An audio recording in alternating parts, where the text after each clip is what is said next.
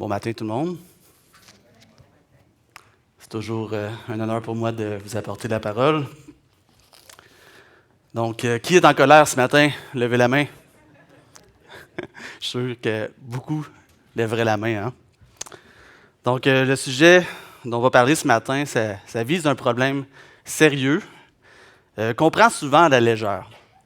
Donc, on va parler d'une chose pour laquelle plusieurs d'entre nous sont mal préparés. Et c'est une chose qui est vraiment lourde de conséquences et qui a brisé beaucoup de relations à l'extérieur de l'Église comme dans l'Église. Et oui, c'est la colère. La colère, ce matin, on va voir son pouvoir destructeur. Et on va voir que ça ne concerne pas seulement un événement isolé. La colère, vous savez, ça peut détruire beaucoup de choses. Ça peut détruire petit à petit un mariage. Ça peut détruire une famille et beaucoup plus. Et vous savez, la colère, c'est quelque chose qui est omniprésent dans notre culture. Vous savez comme moi, on vit dans une période d'opinion divisée, une période d'incompréhension. Et on voit des gens à la colère. On en voit toujours à la télé, on en voit toujours sur les réseaux sociaux. Moi, je sais que si je suis trop longtemps sur les réseaux sociaux, je vais devenir en colère moi aussi. Donc, on voit qu'il y a des frustrations qui s'accumulent dans le cœur des gens. Et on voit, surtout présentement, dans la période qu'on vit, que les gens sont de plus en plus irritables. Je ne sais pas pour vous, mais moi, je suis de plus en plus irritable. Ma mèche devient de plus en plus courte, plus les mois avancent.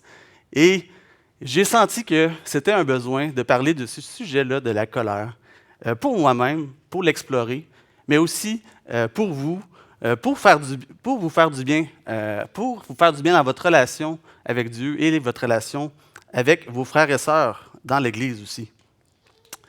Donc, c'est important pour un chrétien de comprendre la nature de la colère, mais c'est encore plus important de savoir aussi comment la gérer. C'est sûr que si on ne la comprend pas bien, on a de la difficulté à la gérer. Et on pense qu'on devrait bien la comprendre maintenant, parce qu'on est souvent en colère, n'est-ce pas? C'est une émotion avec laquelle on a vécu toute notre vie. Et pourtant, on ne la comprend pas bien encore. C'est une émotion comme une autre qui fait surface régulièrement. Et elle fait surface de manière bien différente parfois. Dans Éphésiens 4, 26, on lit « Si vous vous mettez en colère, ne péchez point ». Donc ici, c'est clair, on voit que la colère n'est pas nécessairement un péché en soi. Parce que c'est d'ailleurs une partie du caractère de Dieu. Mais cependant, quand Dieu, lui, il est en colère, il n'est pas esclave de sa colère. Et il a une juste colère. En fait, c'est quoi? On pourrait appeler ça une indignation contre le péché. Et à l'inverse, pour nous, la colère, c'est souvent une occasion de chute à cause de notre nature déchue. Et on laisse souvent la colère nous envahir et on perd la maîtrise de soi. Et on ne canalise pas toujours notre colère au bon endroit. Donc, on est tous des personnes différentes, mais pour moi, la colère, ça m'envahit dans certaines circonstances particulières. Qui n'a pas déjà été en colère à cause de ça? Hein? Qui n'a pas, ne serait-ce dans sa tête, été en colère à cause de quelqu'un qui a fait une queue de poisson sur l'autoroute? Ou quelque chose comme ça. Ou peut-être, vous êtes fait klaxonner et vous êtes... vous avez vu, votre colère, elle a explosé ou elle a monté soudainement. Je ne sais pas ce qui se passe avec un klaxon, mais il y a quelque chose d'agressant dans un klaxon. Puis, disons que c'est facile de s'offenser quand quelqu'un vous klaxonne. Hein? Parce que moi, c'est ce qui m'arrive quand je suis sur la route. Des fois. Une autre chose, les accidents de voiture. Ça aussi, ça nous met souvent en colère. Hein? Et moi, je sais que je dois me surveiller quand ça m'arrive, parce que je sais que ça peut être un déclencheur. Et si ce n'est pas moi qui est en colère, il y a beaucoup de chances que ce soit l'autre personne impliquée dans l'accident qui se mette en colère. Et on se demande, dans le fond, quand il y a quelque chose comme ça qui arrive, est-ce que je devrais même sortir de mon auto? Est-ce que l'autre personne va être en colère? Est-ce qu'elle va me sauter dessus? Est-ce qu'elle va m'insulter? En fait, qu'est-ce qui se passe? C'est qu'on attend l'explosion. On soupçonne qu'il y a une explosion possible et Et là, on réagit comme des personnes face à une explosion. Qu'est-ce que les gens y font face à une explosion? J'imagine que si je vous pose la question dans la salle, qui a déjà vu une explosion? D'après moi, il n'y a personne qui a déjà vu une explosion. Hein? Oh, un monsieur dans l'armée qui a vu une explosion. Ah, hey, 3 personnes. Vous n'êtes pas chanceux. Mais pour les autres, vous en avez vu au cinéma, n'est-ce pas? Hein? On a vu ça, des explosions. Mais je vous en montre une à l'écran. Donc, imaginez un scénario comme ça, quelqu'un crie « Au feu! » ou vous êtes à quelque part soudainement, puis vous entendez « Attention, bombe! Il y a une bombe! » Qu'est-ce que vous allez faire? Qu'est-ce que vous allez faire? Vous allez faire comme ce garçon-là. Vous allez partir en courant, vous allez fuir, vous allez vous enfuir le plus loin possible d'où il va y avoir l'explosion. Et là, vous allez vous partir comme ça, la tête baissée, vous allez vous enfarger comme dans un film. Vous allez partir très, très rapidement sans réfléchir. Et la colère, elle donne souvent cette impression-là d'une bombe à retardement. Et c'est sûr, on ne veut pas être brûlé. Alors, qu'est-ce qu'on fait? On fuit. Mais qu'est-ce qu'on fait quand le conflit arrive? Quand on a créé une explosion dans notre colère ou lorsqu'on l'a subie? C'est ce qu'on va essayer de découvrir ce matin. Qu'est-ce qu'on doit faire? La plupart des gens ils ne savent pas quoi faire parce qu'ils n'ont pas été formés pour gérer des conflits. Toutefois, les Écritures nous donnent de vraiment bons conseils pratiques pour ça. Et on va regarder ce matin un passage de ce qui est sans doute le sermon le plus fameux de tous les temps. Et là, si je vous pose la question, plusieurs auront sûrement la réponse. C'est le sermon de Jésus sur la montagne. Donc, si vous étiez, par exemple, chez vous ce matin et vous voudriez lire le sermon sur la montagne dans la Bible, ça vous prendrait peut-être juste quelques minutes, peut-être 15 minutes pour lire tout le sermon. Mais dans ce sermon-là, il y a beaucoup de choses. Jésus il touche beaucoup de sujets. Je vous en nomme quelques-uns. Jésus nous parle de la loi, de la mission, de l'adultère, de la débauche, de l'amour, de la haine. Il nous parle du jugement, du mariage, du divorce, de la pauvreté, la prière, l'anxiété, le matérialisme, le ciel, l'enfer et bien plus. Et tout ça en 15 minutes. Wow! Malheureusement pour vous, je ne peux pas vous promettre d'être aussi court et aussi efficace ce matin. Je n'ai pas cette prétention-là.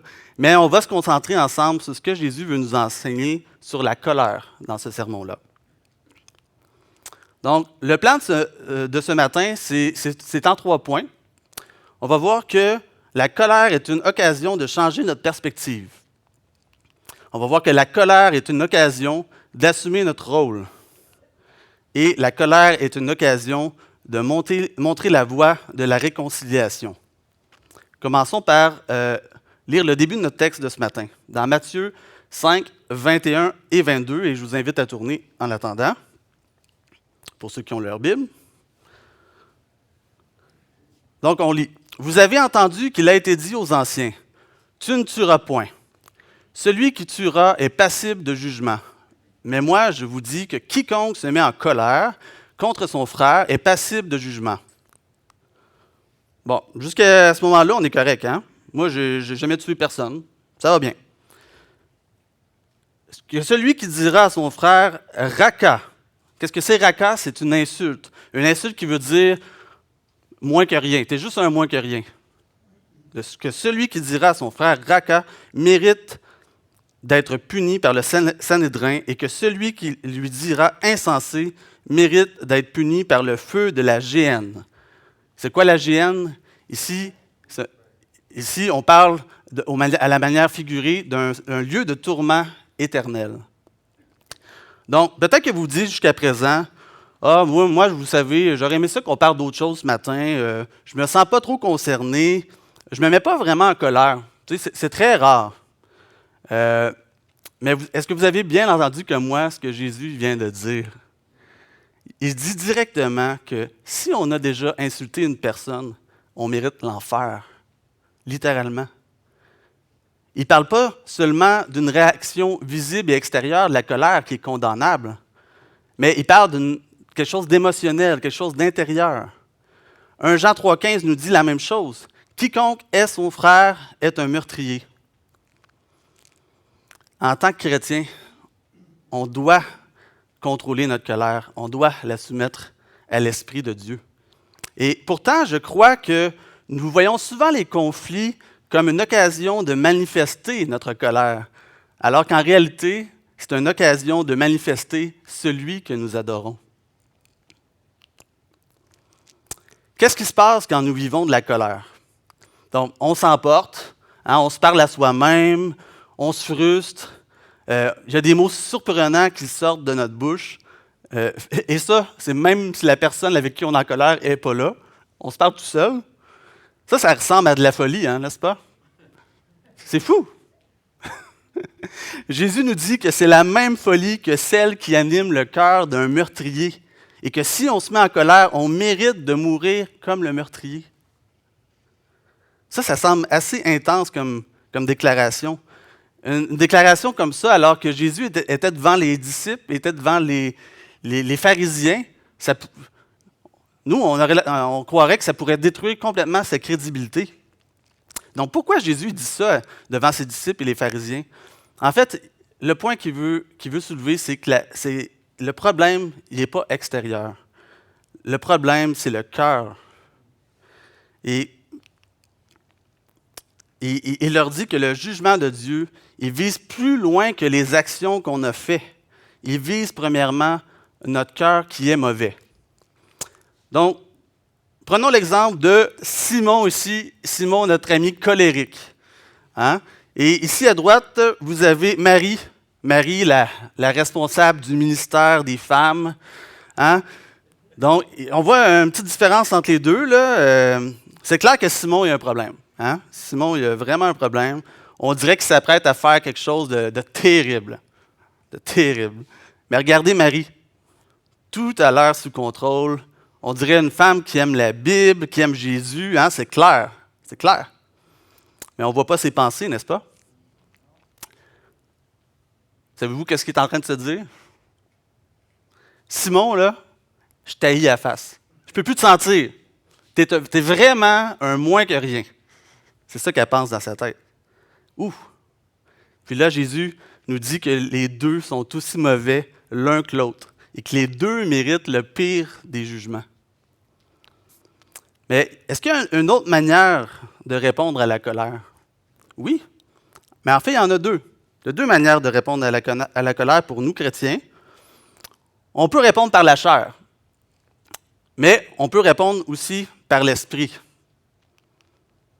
Et les plus belles occasions de témoigner du message de l'Évangile et de notre foi en tant que chrétiens, ce sont vraiment les situations de conflit.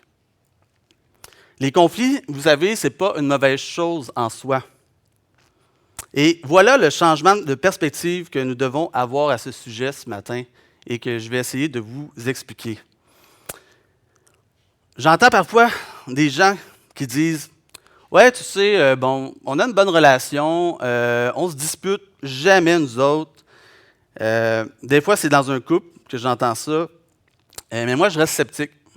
Je reste vraiment sceptique. À savoir, est-ce qu'ils ont vraiment une vraie relation, ces deux gens-là? Peut-être que c'est moi qui est un extraterrestre, là, mais il y a quelque chose qui ne marche pas dans la relation. Les conflits sont naturels. Ici-bas sur la Terre, c'est tout à fait naturel. Parce que quand tu mets deux personnes pécheresses ensemble assez longtemps, ça va chauffer. Ça va chauffer à un moment ou à un autre. Savez-vous pourquoi? Parce qu'ils savent elle est où la switch de l'autre. Et là, les couples mariés, je les entends rire un peu plus. Ben, vous savez de quoi je parle. Mais ici, ce ne sont pas les conflits qui rendent une relation malsaine. C'est ça qu'il faut vraiment se souvenir. Ce sont les conflits irrésolus qui rendent une relation malsaine. Les conversations sérieuses qui nous amènent à être confrontés à la vérité de Dieu, ils ne sont pas toujours amusantes. Mais elles ne sont pas optionnelles non plus.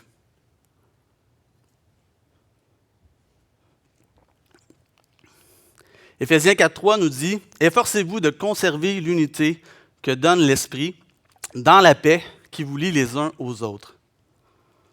Vous savez, un pasteur, j'ai lu un livre et ça parlait un peu de statistiques, et un pasteur passe sans doute 80% de son temps à résoudre des conflits. Ah, ou peut-être vous dites, hi, c'est pas bon ça. Ouh, il ne doit pas être dans la bonne église, ce pasteur-là. Mais non, c'est normal. Pourtant, regardez bien ça. 100% de son temps est quand même passé sur la formation de disciples. Qu'est-ce que ça nous dit? Ça nous dit que lorsqu'on gère bien les conflits et qu'on met en avant celui qu'on adore, celui qu'on aime, celui qui est notre Seigneur, et qu'on le fait d'une manière qui nous édifie et qui nous amène à progresser, c'est ça la vie de disciple. C'est ça, faire des disciples. C'est une étape de la vie de disciple de passer à travers des conflits pour la gloire de Dieu. Vous savez, la colère, c'est aussi un signal d'alarme auquel on doit répondre. Hein, c'est comme le voyant check engine sur votre auto. Moi, mon voyant a allumé hier matin. Puis quand ça allume, ben là, on a différentes options. Hein, qui se passent. Je peux l'ignorer. Hein, c'est juste un sensor, c'est pas grave. On ignore ça. Là, ça risque peut-être de dégénérer. Peut-être que je peux réagir vraiment d'une manière exagérée aussi et irréfléchie. Hein, peut-être que je vais dire, c'est une cochonnerie cette auto-là. Hein? Ouais, moi j'en veux un autre. Donnez-moi une nouvelle auto, mettez-moi ça à dompe. Ça, c'est la chenoute, cette auto-là. Moi j'en veux un autre. Ouais, mais là, c'est peut-être pas la bonne solution non plus. C'est peut-être un petit peu trop exagéré. Ou finalement, l'autre option, c'est que je peux décider de creuser un peu plus pour voir d'où vient vraiment le problème. Et vous savez, c'est quoi cette option-là qui est difficile? Pourquoi on ne la choisit pas souvent? Parce que ça nous coûte de l'argent. Parce que ça nous coûte du temps. Mais pourtant, c'est ce qu'il faut faire. C'est la même chose avec notre colère, puis la colère de quelqu'un envers nous. Il faut prendre le temps de considérer le signal d'alarme. Prendre le temps d'examiner nos cœurs, d'en discuter ensemble. Et ça, ce n'est pas naturel, ce n'est pas l'instinct de notre chair. Et est-ce que je suis en train de vous dire que vous devez parler aussi à ceux pour qui vous ressentez de la haine? Oui, adressez le problème, discutez-en ensemble. Et de quoi ça a l'air de faire ça? Hein? L'option là, qu'on veut choisir, nous, c'est de répondre par l'esprit, n'est-ce pas? De quoi ça a l'air de répondre par l'esprit? Regardons la suite, versets 23 et 24. Si donc tu présentes ton offrande à l'autel, et que là tu te souviennes que ton frère a quelque chose contre toi, laisse là ton offrande devant l'autel et va d'abord te réconcilier avec ton frère. Puis, viens présenter ton offrande. Qu'est-ce que Dieu veut nous dire ici? Dieu nous dit que si nous ne recherchons pas le pardon dans nos relations, nous ne devrions pas nous attendre de recevoir son pardon. Si nous avons une relation horizontale qui est brisée avec nos frères et sœurs, en fait, c'est le reflet d'une relation verticale brisée avec Dieu. Là, vous allez dire, ouais, mais on peut quand même venir à l'église puis continuer de chanter des cantiques comme on a fait ce matin, hein, ensemble, pour la gloire de Dieu. Non. Désolé de vous briser dans cette idée-là, mais non. Dieu, il dit, stop, arrêtez de m'adorer de cette manière-là.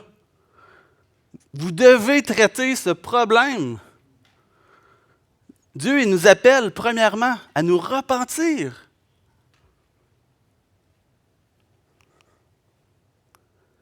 Dieu, il voit ce fardeau-là. Il voit ce conflit, cette colère que vous traînez dans votre cœur et qui fait croître le péché dans votre vie. Et il ne veut pas de ça dans l'adoration que vous lui rendez. Vous savez, la véritable adoration demande la véritable repentance du cœur. Notre point numéro 2, ce matin, la colère est une occasion d'assumer notre rôle.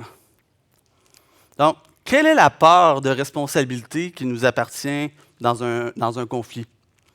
Donc, disons-le simplement, si vous êtes impliqué dans le conflit, vous avez une part de responsabilité dans le conflit. on a tendance à ne pas voir notre responsabilité, de ne pas voir notre part dans un conflit. Pourquoi? Parce que la colère, elle nous rend aveugles. Et c'est ce qui se passe, en fait, comme dans la Bible, quand la Bible nous dit qu'on ne voit pas la paille qui est... c'est qu'on voit la paille qui est dans l'œil de l'autre, mais on ne voit pas la poutre dans notre œil. On est aveugle. On ne voit pas notre part de responsabilité. On en a toujours une. Donc, si on se sent responsable, et si on est prêt à être responsable, ne serait-ce que pour peut-être 2% du problème, c'est déjà ça. Mais il faut être responsable à 100% de ce 2%-là du problème. Le Saint-Esprit peut aller très loin avec ce 2%-là. Est-ce que vous croyez ça? Reconnaître son péché, puis même si c'est un péché en pensée, comme on l'a vu tout à l'heure, demander pardon et chercher la réconciliation, c'est un témoignage puissant de l'action de l'Évangile dans notre vie et de son pouvoir libérateur que Dieu offre à tous. Et les chrétiens, ils ne doivent pas chercher à fuir la confrontation, comme dans l'explosion qu'on a vue tout à l'heure. Ça ne devrait pas être le réflexe des chrétiens. On a besoin de devenir comme des professionnels dans ce domaine-là. Et qu'est-ce qui se passe quand un professionnel est confronté à un feu? Hein? Pensez peut-être à un pompier. Pensez à une équipe de déminage. Est-ce que leur réaction, c'est de fuir? Non. Ils vont être prêts à intervenir. Et vous savez, leur instinct va embarquer. Leur instinct aiguisé par leur entraînement, va les amener à aller dans la direction du danger. Et ils vont l'empêcher de s'aggraver, l'empêcher de faire des dégâts. Donc, ne fuyons pas, n'enterrons pas nos conflits et notre colère dans notre cœur. Éphésiens 4,26 nous dit que le soleil ne se couche pas sur votre colère. C'est un verset qu'on connaît bien. C'est un verset, à toutes les fois que je suis en colère, je pense à ce verset-là. Et j'essaie de le mettre en pratique toujours. Puis c'est très sage. C'est très, très sage. Qu'est-ce que ça veut dire, par contre, de ne pas laisser le soleil se coucher sur notre colère? C'est clairement une métaphore. Mais ça veut dire que si nous ne gérons pas notre colère, si nous ne la traitons pas tout de suite, elle va s'envenimer avec le temps. Et elle va prendre la forme de péché destructeur. Elle va créer de l'amertume. Elle va créer de la rancune. Vous pouvez essayer de l'enterrer profondément, votre colère. Mais ne vous trompez pas, elle ne disparaîtra pas. Et lorsqu'elle va ressortir, elle va avoir le temps de s'envenimer et elle va ressortir d'une manière destructrice. C'est inévitable. La colère qu'on garde dans notre cœur, elle nous transforme. Elle transforme notre caractère. Elle nous rend hostiles. Elle nous pousse à nous isoler des autres. Et on doit résister à la colère qui bâtit un mur entre nous et les autres. Nous qui connaissons le Dieu de paix, le Dieu de réconciliation, soyons des artisans de paix. Et je parle d'artisans parce que j'aime bien ce mot-là dans certaines traductions. Je l'ai pris dans la Nouvelle Bible seconde, la NBS. C'est dans notre passage juste avant, dans le chapitre 5, Matthieu 5, 9. Littéralement, c'est quoi un artisan? C'est des faiseurs de paix. Certaines traductions disent répandre la paix. Mais moi, je ne trouve pas ça assez actif comme verbe.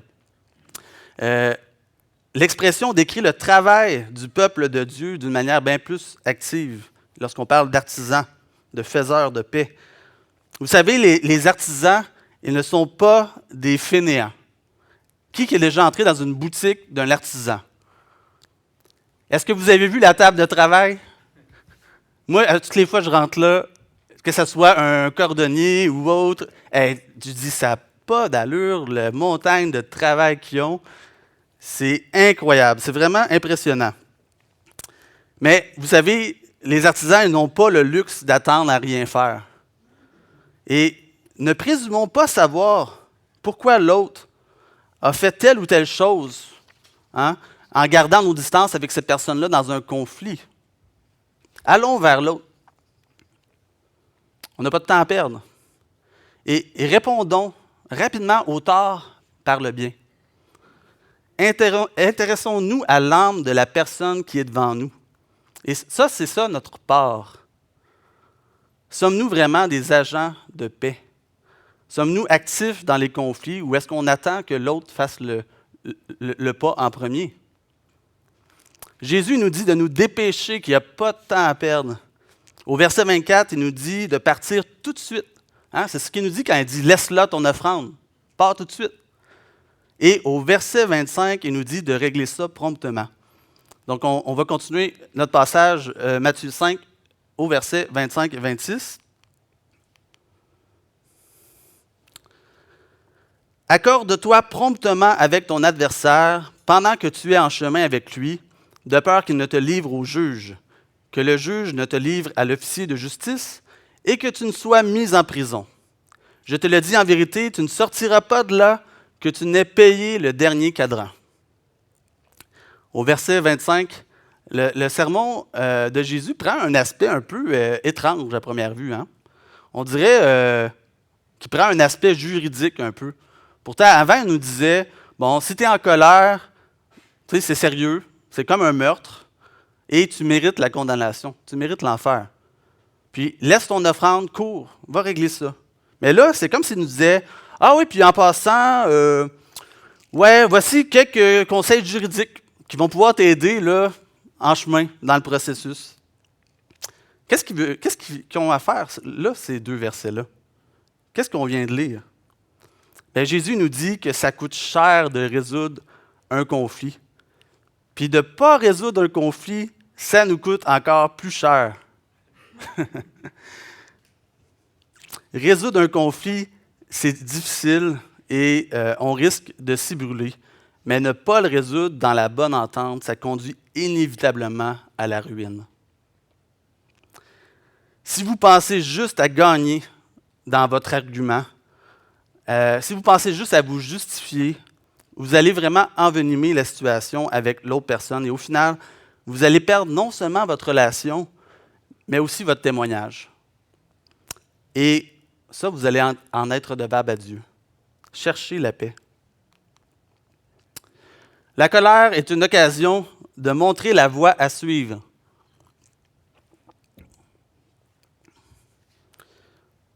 Je pense que j'avais fait une correction, j'ai peut-être oublié ça, mais c'est peut-être aussi une manière de montrer la voie de la réconciliation. La voie à suivre, c'est quoi? C'est la voie de la réconciliation. C'est ça mon troisième point. Quand devons-nous chercher la réconciliation? Proverbe 19, 11 nous dit « L'homme qui a de la sagesse est lent à la colère et il met sa gloire à oublier les offenses. » Bref, si vous n'êtes pas capable de passer par-dessus une offense, si vous n'êtes pas capable de l'oublier, si vous entretenez de la colère envers quelqu'un, ça c'est un signe que vous devez chercher la paix avec cette personne. Essayez pas de ventiler votre colère en parlant autour de vous. Hein, c'est ceux que vous voulez impliquer dans ce processus-là, c'est vraiment ceux qui font partie du problème et ceux qui font partie de la solution. Ça, c'est une manière saine de gérer un conflit. Et le mieux, c'est de le faire tous ensemble. Hein? La force est dans le plus grand nombre. Bien sûr, dans les personnes impliquées, ce que je viens de dire. La gestion de conflits, elle fait partie du processus de formation du disciple. Puis, est-ce que ça veut dire que, bon, si ça fait partie du processus de formation de disciples, on ne doit pas gérer des conflits avec des non-chrétiens? Bien sûr que non. Par contre, attendez-vous pas à ce qu'ils réagissent bien quand vous allez essayer de faire ça. C'est normal que des non-chrétiens qui ne sont pas des disciples de Christ, ils ne comprennent pas votre intrusion dans leur vie. Ils vont peut-être réagir très négativement. Ils vont peut-être vous insulter, ils vont peut-être vous menacer. Et pourquoi? Parce qu'ils n'ont pas un cœur soumis au Saint-Esprit. Profitez-en. Profitez de cette occasion-là pour leur communiquer l'Évangile. Conduisez-vous avec sagesse dans vos relations avec ceux du dehors, en mettant à profit toutes les occasions qui se présentent à vous, nous dit Colossiens 4,5. Les conflits, c'est une occasion de montrer qui vous êtes en Christ, de refléter Christ. C'est l'application que Jésus nous donne dès le début de son sermon dans les Béatitudes. Jésus, dans ce sermon-là, il nous donne l'application au début. Matthieu 5,9. Je vais vous le relire maintenant dans la version Bible du Sommeur. Heureux ceux qui répandent autour d'eux la paix, car Dieu les reconnaîtra pour ses fils. Vous savez, l'Église, c'est la vitrine du royaume de Dieu. Ressemblons à des enfants de Dieu. Est-ce qu'on ressemble à des enfants de Dieu dans la manière qu'on réagit au conflit? Prenons garde de ne pas trouver le conflit amusant. Prenons garde de ne pas se divertir du conflit. Certains aiment ça, monter les gens contre les autres, participer à des commérages. Ça ne vient pas de Dieu. Faites attention à cela. Reprenons-nous les uns les autres avec l'Évangile. Repentons-nous. Et si une personne n'est pas repentante, la Bible est claire. La Bible nous dit de l'écarter de nous, l'écarter de notre entourage et même de notre assemblée. Parce que cette personne-là n'agit pas comme un disciple de Christ. Elle ne représente pas le royaume de Dieu. Et c'est ce que nous dit le psaume 1,1. « Heureux l'homme qui ne marche pas selon le conseil des méchants, qui ne s'arrête pas sur la voie des pécheurs et qui ne s'assied pas en compagnie des moqueurs. » On vit dans une culture où c'est cool d'avoir une attitude, d'avoir un caractère fort, d'être provoquant, mais ce n'est pas la bonne manière de représenter le royaume des cieux. Vous savez, le chrétien et l'Église n'est pas en guerre contre les gens. On veut faire la paix. C'est pas ça être un enfant de Dieu. Rappelez-vous que d'être en colère, c'est comme le meurtre. Et ça requiert le paiement d'une vie pour satisfaire la justice de Dieu. On connaît la réponse de l'Évangile à ce problème-là. Jésus il a donné sa vie pour vous donner la paix. Jésus a donné sa vie pour que vous soyez réconciliés avec Dieu et avec les autres. Mais est-ce qu'on ne devrait pas être en colère parfois? Bien sûr. Comme j'ai dit, c'est une émotion. Mais l'important aux yeux de Dieu, c'est qu'est-ce que vous faites de cette colère-là? Quels sont les fruits de cette colère-là? Bien sûr, une chose comme l'injustice. L'injustice va attirer rapidement notre colère. Que ce soit lorsqu'on est traité injustement ou lorsque quelqu'un se sert de nous ou encore nous fraude. Ça c'est frustrant. Ça vient nous chercher. Et dans ce temps-là, qu'est-ce que notre chair, elle veut? Elle veut voir l'autre payer. C'est comme si on se disait, « Hey, je veux devoir payer pour tes crimes. »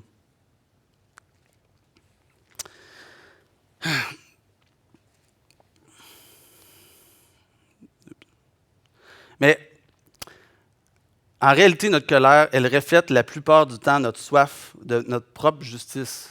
Quand on veut voir l'autre payer pour ses crimes, c'est qu'on veut que notre justice soit accomplie. Et ça montre un manque de confiance dans la justice de Dieu.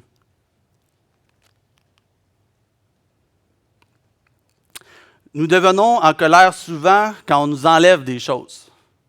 Quand on nous enlève notre fierté, quand on nous enlève nos possessions, quand ça nous coûte quelque chose, ça fait mal. Et quand ça fait mal, ça nous met en colère. Le théologien R.C. Sproul, il explique qu'il y a 3 choses qui produisent la colère. La déception, première des choses. Qu'est-ce que c'est la déception? C'est une attente non réalisée. On est déçu, on avait une attente, ça ne s'est pas réalisé, on est déçu. Premier stade. Ensuite, la deuxième chose qui produit la colère, c'est la frustration. Qu'est-ce que c'est la frustration? C'est le deuxième stade, c'est des déceptions répétitives. Et là, la frustration monte. Puis la troisième chose qui produit la colère, c'est la souffrance physique ou émotionnelle. Souffrance physique. Je vous laisse imaginer. Moi, j'arrive ici, là, je débarque de la scène, paf! Une bonne claque sur le monsieur là. Il y a bien des chances qu'il se mette en colère, hein? Oh oui. Deuxième chose, la souffrance émotionnelle. Quelqu'un vous insulte, là, une bonne insulte, il vous connaît bien, il sait où peser sur votre bouton, il vous insulte. Ouh! Et là, ça vient nous chercher. Là, la colère monte. Mais c'est quoi le lien entre la déception, la frustration et la souffrance physique, émotionnelle? Il y a un lien entre ces trois choses-là. Ça nous montre quel est le véritable problème. C'est quoi le nœud de ces trois choses-là? C'est la souffrance. C'est le véritable problème derrière la colère. Vous savez, comprendre notre propre colère et celle de l'autre, elle va nous amener à voir plus loin que la colère elle-même. Ça va nous amener à voir vraiment la souffrance qui se cache derrière. Si quelqu'un est fâché avec nous et qu'on voit juste sa colère, on va être vraiment sur la défensive, on ne va même pas l'écouter. Hein? On va se blinder, on ne va pas l'écouter. On va se fâcher aussi, on va répondre par la colère, la plupart du temps. On voit ça dans Proverbe 15.1 qui nous dit « Une réponse douce calme la fureur, mais une parole dure excite la colère. » Si on arrive à briser ce mur de la colère, si on arrive à se dire les uns aux autres, qu'est-ce qui nous a blessés? Là, on va commencer à aller dans la bonne direction. On est porté par notre nature humaine à venir en aide à quelqu'un qui souffre. Quelqu'un qui est en colère, qui a une réaction disproportionnée, hein, on va se protéger, on va s'éloigner souvent. Mais si on voit la personne qui souffre, comment on peut l'abandonner?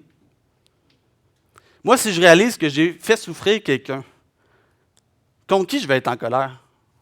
Bien plus contre moi-même que contre l'autre. Donc, quand on voit une personne en colère, arrêtons-nous. Arrêtons-nous pour examiner avec elle quel est le but, quel est le désir qu'elle avait et qui n'a pas pu être réalisé. Qu'est-ce qui l'a conduite de la déception à la frustration, puis à la rage? Quelle est la souffrance pour laquelle cette personne-là a besoin de guérison? Posons-nous ces questions pour nous-mêmes, mais aussi assoyons-nous devant la parole de Dieu pour chercher la guérison. Pour nous-mêmes, et si on a un conflit avec quelqu'un d'autre, avec la personne, assoyons-nous ensemble devant la parole de Dieu. Cherchons la guérison qui nous vient de Dieu. Plusieurs d'entre nous vivent leur vie quotidienne avec le fardeau de la colère dans leur cœur. À cause des choses qu'ils n'ont pas réglées. Vous savez, quand j'ai pensé prêcher sur la colère, j'ai demandé à plusieurs personnes, avez-vous des problèmes avec la colère? J'ai été surpris. Je pensais entendre les gens me dire « Ah non, ça va bien » ou tout le monde avait un problème avec la colère. Tout le monde avait un problème avec la colère. Puis j'ai dit « Alors, ça va être bon, un message sur la colère. » Savez-vous la réponse que j'ai eue? « Ah, il n'y a rien à faire. Ah, peine perdue, je suis comme ça, puis je suis comme ça. Peine perdue. Ça fait des années que j'essaie de régler ça. » J'ai dit, qu'est-ce que vous faites avec ça, votre colère? Elle est là. Qu'est-ce que vous faites? Si vous n'êtes pas un enfant de Dieu ce matin et que vous vous sentez en colère et que vous désirez être libéré de ce fardeau-là, sachez premièrement que Dieu, il se soucie de ce que vous ressentez à l'intérieur. Et il veut vous montrer que la colère de l'homme n'accomplit pas la justice de Dieu. Dieu veut vous décharger de votre colère en mettant votre confiance en lui et en sa justice. La colère injuste, c'est quoi en réalité? C'est une manifestation d'un cœur pécheur qui a besoin de Dieu. Et la Bible nous dit bien que nous étions tous des enfants de colère avant de connaître Dieu. C'est ce que nous dit Éphésiens 2.3. Nous étions en colère contre Dieu. Mais alors que nous étions des rebelles, des enfants rebelles, Dieu est allé vers nous. Dieu a fait le premier pas, alors que nous, on était incapables de faire le premier pas. Dieu nous a tendu sa main de réconciliation. Vous savez, le temps de la réconciliation, c'est maintenant. C'est maintenant. Comme l'illustration de notre texte de ce matin, au verset 25, nous l'explique, de se réconcilier avec Dieu avant d'avoir à faire face à la sentence du divin juge. Donc, assurez-vous de régler promptement, comme notre passage nous l'a dit, réglez promptement cette colère qui pèse sur vous et qui est un obstacle à votre communion avec Dieu.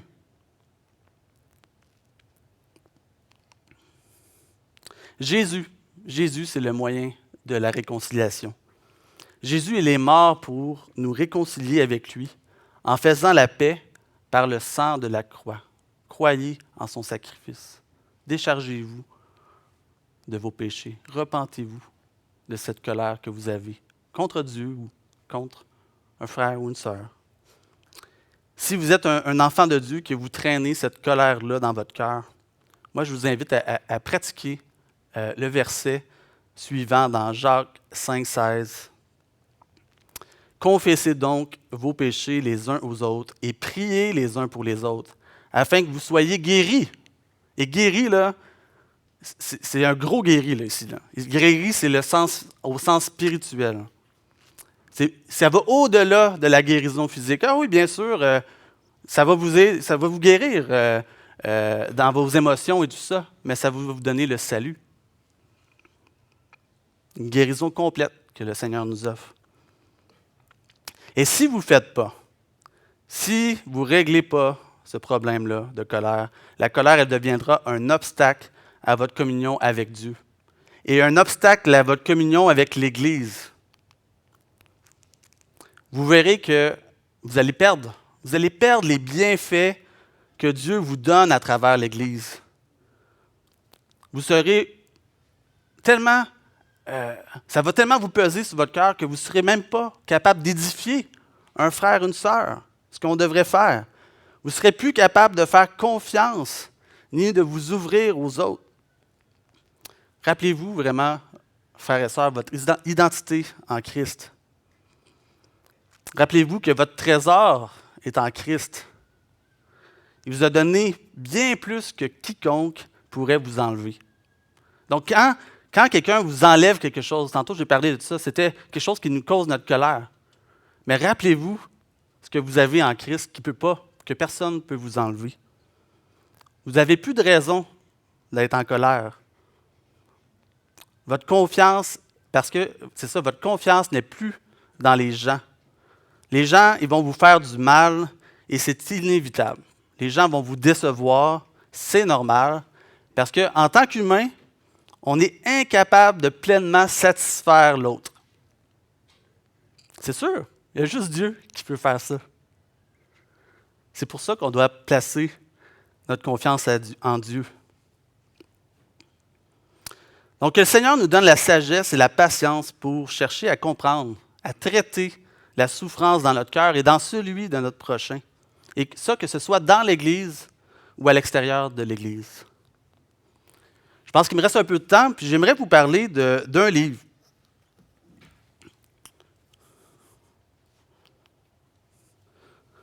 Ce livre-là, c'est Chrétien en colère de David Powlison. Est-ce qu'il y a des gens qui l'ont lu ici? On a un qui l'a lu ici. Très bon livre. Si vous voulez aller plus loin sur le sujet de la colère, c'est vraiment l'approche que j'ai présentée ce matin qui est dans ce livre-là. Je ne m'en ai pas beaucoup servi vraiment pour le sermon de ce matin, mais il est beaucoup plus complet. Donc, si vous voulez apprendre à gérer la colère pour produire des bons fruits, comme on l'a vu ce matin, ce livre-là nous montre que Dieu, c'est un modèle pour le changement, puis que c'est seulement à travers sa puissance qu'on peut changer. Et c'est le fun parce qu'il y a quand même plusieurs sections. La première, il nous parle de la définition de la colère. La deuxième section nous parle du changement qu'on doit avoir dans notre manière de gérer la colère. Et la dernière section est très pratique. Elle nous donne des exemples de choses dans notre vie pour lesquelles on se met en colère et comment on pourrait réagir selon Dieu. Donc, c'est un gros livre, c'est assez dispendieux, 27 $. Moi, j'en ai 3 aujourd'hui, c'est tout ce qui me restait. Mais s'il y en a qui sont intéressés, vous viendrez me voir après la réunion, puis j'en ai en arrière. Prions avant de terminer. Seigneur Dieu, tu nous demandes dans ta parole de vivre en paix avec chacun, à toutes les fois que c'est possible. Et on lutte avec cette réalité-là, Seigneur. Notre prière, c'est que ton esprit elle nous éclaire sur la bonne manière de gérer les conflits, de manière qui t'honore. Plusieurs d'entre nous portent des blessures ce matin et d'autres portent des griefs, d'autres portent la colère à l'encontre d'un frère ou d'une sœur. Et ne permets pas que ces relations brisées soient des obstacles à notre communion avec toi. Seigneur, change nos cœurs pour qu'on renonce à notre colère injuste, notre colère mal placée, et qu'on s'humilie vraiment pour le bien les uns des autres, Seigneur, et l'édification de ton Église. Seigneur, merci parce que dans ta colère envers nous, tu as envoyé ton Fils Jésus pour nous apporter la paix, une paix indestructible, Seigneur, que personne ne peut nous enlever. Seigneur, tu nous as donné cette paix à nous qui croyons, une paix qu'on peut expérimenter maintenant, ici sur terre, Seigneur. Une paix qui va se poursuivre pour l'éternité en ta présence. Amen.